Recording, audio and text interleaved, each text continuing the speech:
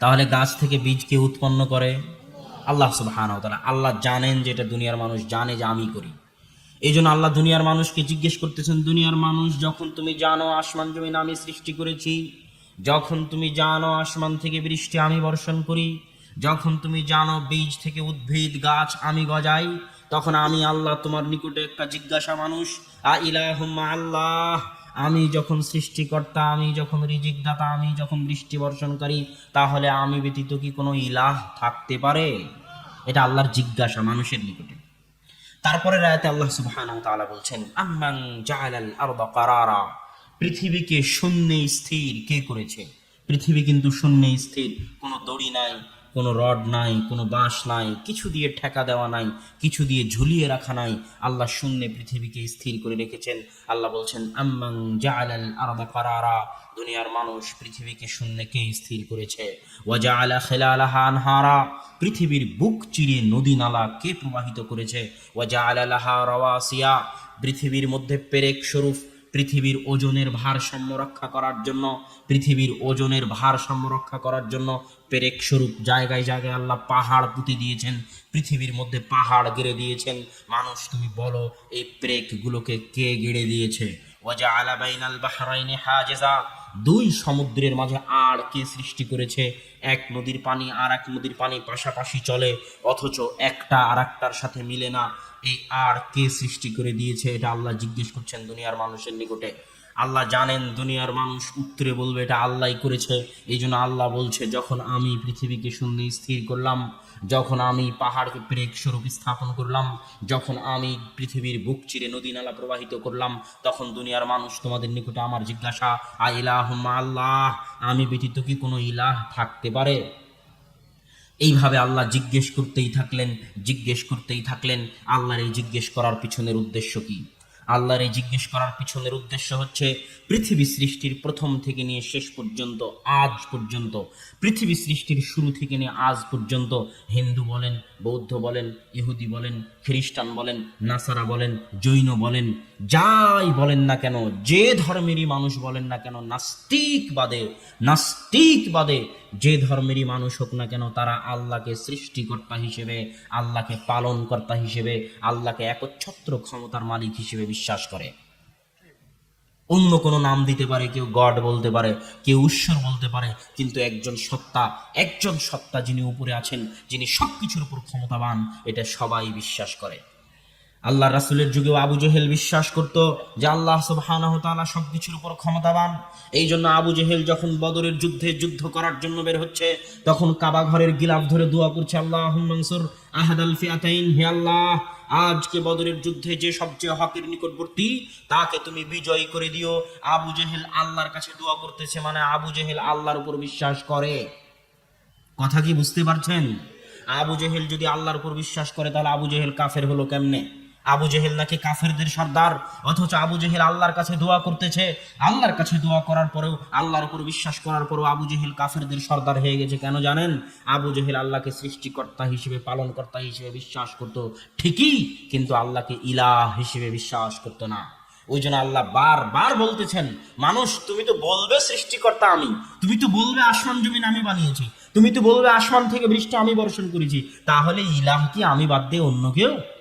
তার মানে আল্লাহ জানে দুনিয়ার মানুষ আল্লাহকে রব হিসেবে মানলেও দুনিয়ার মানুষ আল্লাহকে ইলাহ হিসেবে মানে না। এই জন্য আল্লাহ কোরআনে বলেছে, আলহামদুলিল্লাহি রাব্বিল আলামিন। আল্লাহ বলেননি যে আলহামদু ইলাহিল আলামিন, আল্লাহ এটা বলেননি, কারণ আল্লাহ জানেন যে আল্লাহ সুবহানাহু তাআলাকে আলামিন, ইহজগৎ পরজগৎ উভয় জগতের সবাই আল্লাহকে ইলাহ হিসেবে মানে না, তবে সবাই আল্লাহকে রব হিসেবে মানে। আল্লাহ রব মানে, মা যেমন সন্তানকে কোলে পিঠে করে লালন পালন করে, মা যেমন সন্তানকে পেশাব পায়খানা পরিষ্কার করে দুধ পান করিয়ে যত্ন নিয়ে লালন পালন করে, ঠিক আল্লাহ আমাকে এবং আপনাকে লালন পালন করেন। যখন 10 মাস 10 দিন মায়ের পেটে ছিলাম, তখন নাভির মাধ্যমে খাদ্যের ব্যবস্থা কে করেছিল? আল্লাহ করেছিল।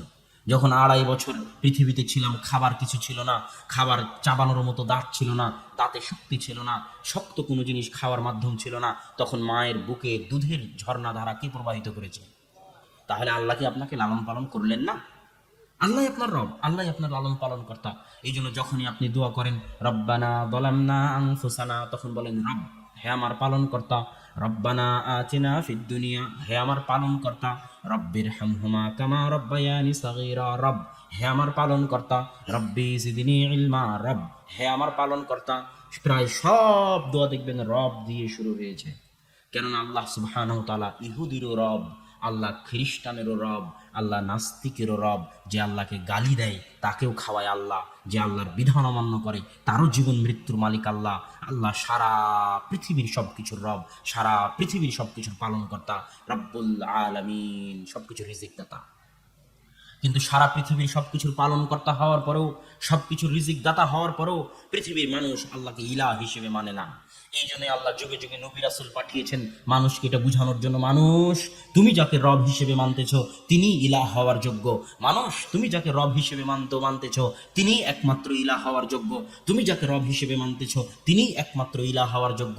রাসূলদের এই একটাই দাওয়াত ছিল, মানুষকে খালি এটা বুঝানো, মানুষ তুমি যাকে রব মনে করো তিনি ইলাহ। মানুষ তুমি যাকে রব মনে করো তিনি ইলাহ। মানুষ তুমি যাকে রব মনে করো তিনি ইলাহ। এই জন্য সব নবী রাসূলের দাওয়াত ছিল লা ইলাহা ইল্লাল্লাহ।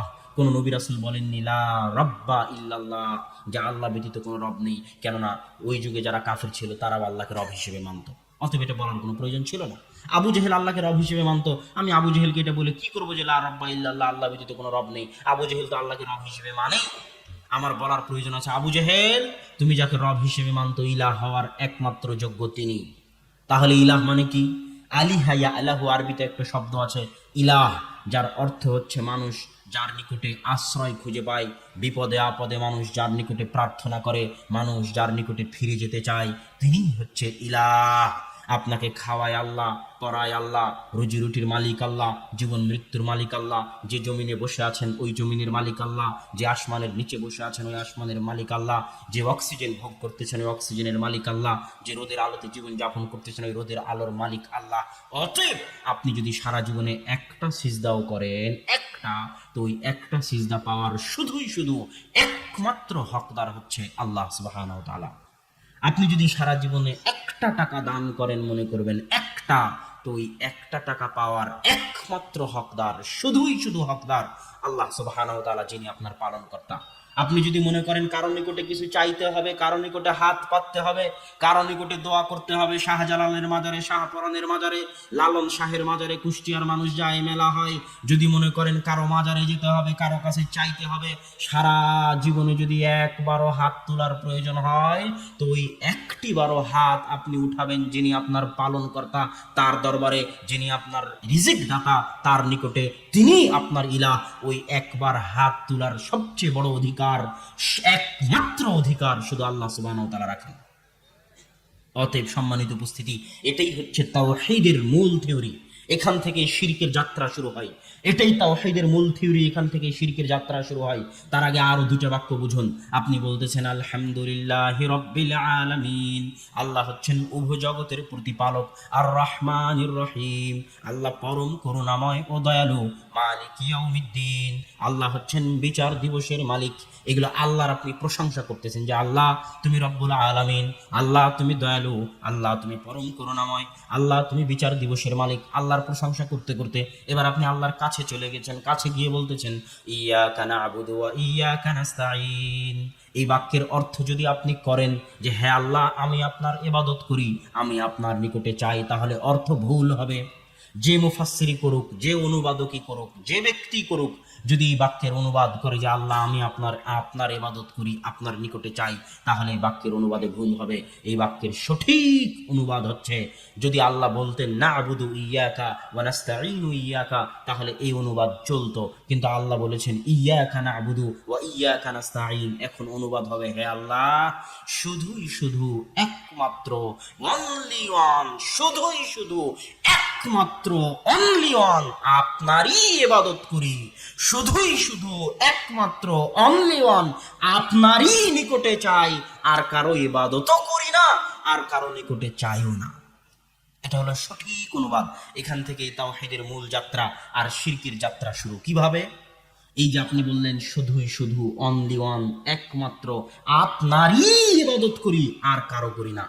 আপনারই নিকটে চাই, আর কারো নিকটে চাই না। এখান থেকে শিরকের যাত্রা কিভাবে শুরু হবে? আল্লাহ যে ইলাহ, আল্লাহ যে রব, তার একটা হক আছে, তার একটা অধিকার আছে, আপনি সেই অধিকারগুলো দিতে বাধ্য।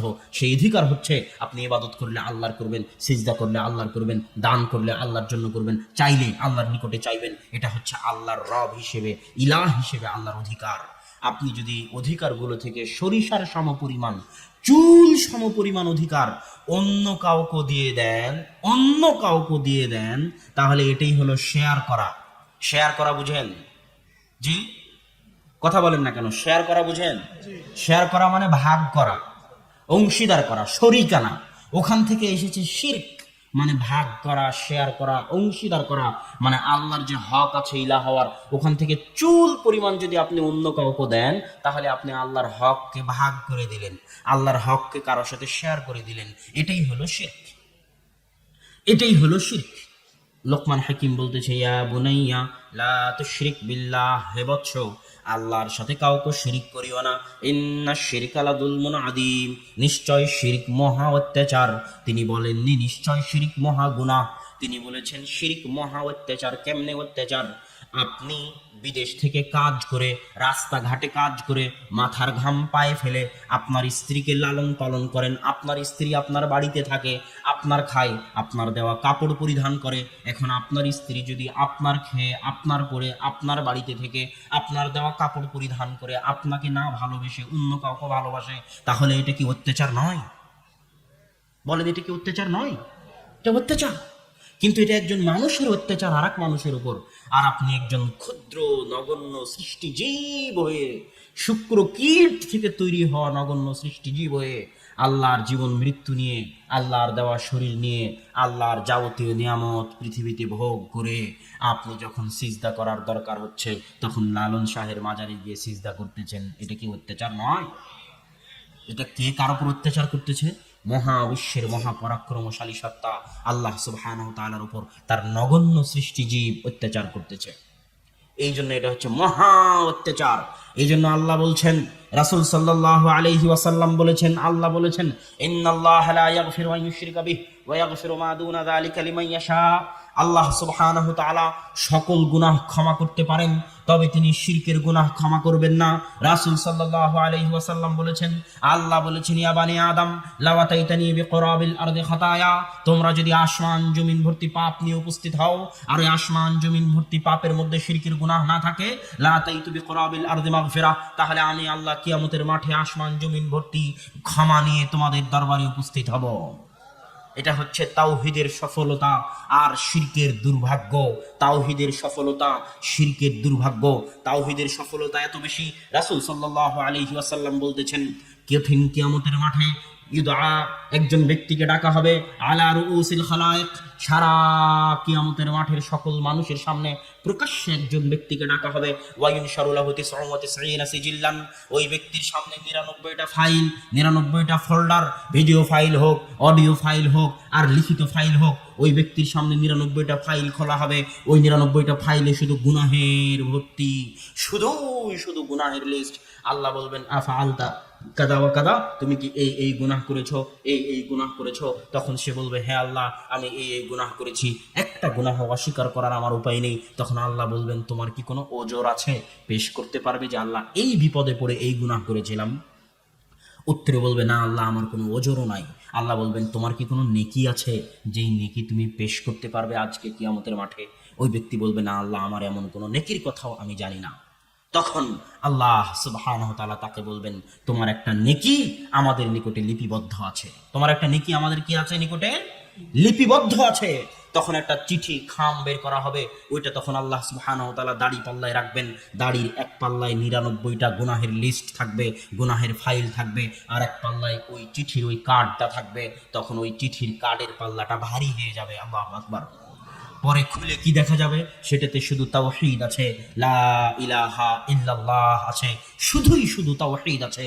তাওহীদের এত ওজন, তাওহীদের এত ওজন, তাওহীদের এত ওজন। আপনি যতই সালাত আদায় করেন, যতই সিয়াম পালন করেন, যতই যাকাত আদায় করেন, যদি আপনার মধ্যে তাওহীদ না থাকে তাহলে আপনার একটা ইবাদতও কবুল হবে না, আপনার একটা ইবাদতও গ্রহণযোগ্য হবে না। তাই আপনার মধ্যে তাওহীদ থাকতে হবে। তাওহীদ তিন প্রকার। এক, আল্লাহকে রব হিসেবে মানা, এটা একটা তাওহীদ। আল্লাহকে ইলাহ হিসেবে মানা, এটা একটা তাওহীদ। তিন, আল্লাহ সুবহানাহু ওয়া তাআলার নাম ও গুণাবলীর উপর বিশ্বাস স্থাপন করা, এটা একটা তাওহীদ। এই তিন প্রকার তাওহীদের উপর মানুষের বিশ্বাস থাকা জরুরি। আর শিরক, তাওহীদের বিপরীত হচ্ছে শিরক। শিরক মানুষকে জাহান্নামে নিয়ে যাবে।